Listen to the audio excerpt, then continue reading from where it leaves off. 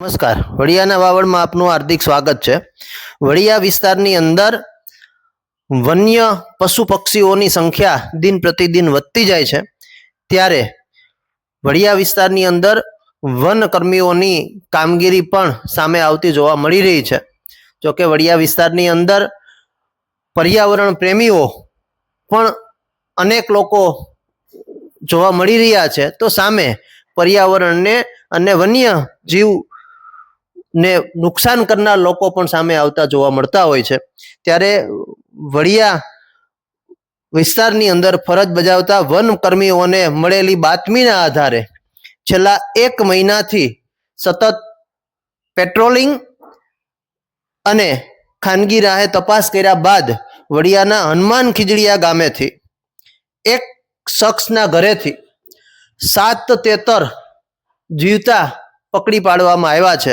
એટલે કે વડિયા વિસ્તારની અંદર તેતરનો શિકાર કરતા લોકો સામે આવતા જોવા મળ્યા છે અને વડિયાના હનુમાન ખીજડીયા ગામેથી વન વિભાગની ટીમ દ્વારા 7 જીવતા તેતરને જપ્ત કરવામાં આવ્યા છે અને તે શખ્સની સામે વન્ય પશુ ધારા મુજબની કલમો લગાડી અને નિયમાનુસાર કાર્યવાહી કરવામાં આવી છે। જાણવા મળતી વિગતો મુજબ વન્ય પ્રાણીઓ બાબતેની જે કલમ લગાડવામાં આવી છે તે કલમ મુજબ 3 વર્ષ સુધીની જેલની સજા અથવા 25,000ના દંડની જોગવાઈ છે।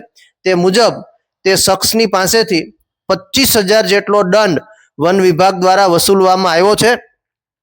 આ વન વિભાગની કામગીરીમાં વડિયા વિસ્તારના વન કર્મચારી HD રાખોલિયા, SP તેરૈયા અને ટ્રેકર મનીષ ગાગિયા સહિતના 3 કર્મીઓએ આ સરાહનીય કામગીરી કરી છે। આ કામગીરીથી વડિયા વિસ્તારમાં વન્ય જીવના પ્રેમી લોકોમાં ખુશીનો માહોલ છવાયો છે। તો બીજી બાજુ એક ચેતવણી રૂપે પણ કામગીરી ગણવામાં આવી રહી છે કે વન્ય પશુ પક્ષીઓને જો નુકસાન કરશો, તેને હેરાન કરશો, તો ચોક્કસથી વન કર્મચારીઓ તમારી ઉપર આકરા પગલાં લેશે। વડિયા વિસ્તારની અંદર સિંહોનો પણ વસવાટ છે, ત્યારે અનેકવાર સિંહોની પજવણીના કિસ્સાઓ સામે આવ્યા છે, પરંતુ વડિયા વિસ્તારમાં ક્યારેય આવ્યો નથી।